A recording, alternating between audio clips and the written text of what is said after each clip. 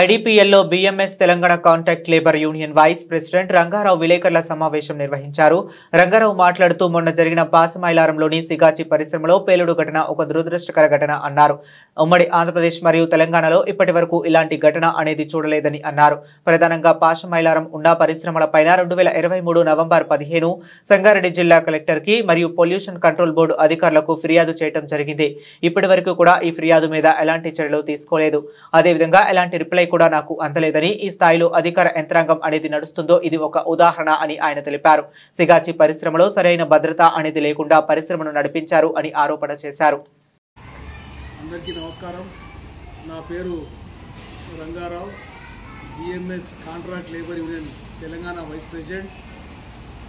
మరి ఈరోజు ఒక సమస్యని తీసుకుని మీ ముందుకు రావడం జరిగింది.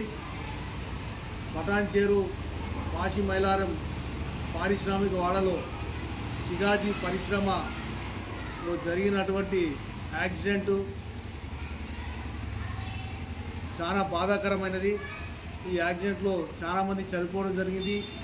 చనిపోయిన వాళ్ళ కుటుంబాలకు అందరూ కూడా మా సానుభూతి తెలియజేసుకుంటూ వాళ్ళకి భగవంతుడు ధైర్యాన్ని కల్పించాలని చెప్పి మనస్ఫూర్తిగా కోరుకుంటా ఉన్నాము.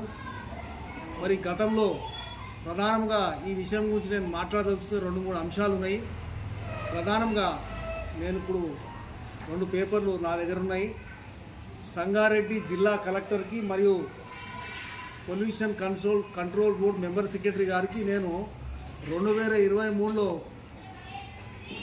నవంబర్లో 15వ తారీఖు కంప్లైంట్ ఇవ్వడం జరిగింది. కలెక్టర్ గారికి, సంగారెడ్డి జిల్లా కలెక్టర్ గారికి, మెంబర్ సెక్రటరీకి, తదుపరి అక్కడ ఉన్న యంత్రాంగానికి, పొల్యూషన్ కంట్రోల్ బోర్డు యంత్రాంగానికి ఒక కంప్లైంట్ ఇవ్వడం జరిగింది. ఈ రోజు దాకా కూడా కంప్లైంట్ మీద ఎలాంటి స్పందన లేదు, ఎలాంటి యాక్షన్ లేదు. అంటే ఏ స్థాయిలో ఈ అధికారులు, యంత్రాంగము, ప్రభుత్వం నడుస్తుందో మరి మనందరం గమనించవలసిందిగా మీకు చెప్తా ఉన్నాను మీ ద్వారా. మరి అదేవిధంగా మొన్న జరిగిన సంఘటనలో దాదాపుగా నాకు తెలిసినంత వరకు, అందరు చెప్పినంత వరకు, పత్రికల్లో వచ్చినంత వరకు general shift plus first shift కార్మికులు కంబైన్డ్ అయి ఉన్న సమయంలో ఈ యొక్క దుర్ఘటన జరిగిందని చెప్తా ఉన్నారు. నేను సంఘటన స్థానానికి కూడా వెళ్ళడం జరిగింది.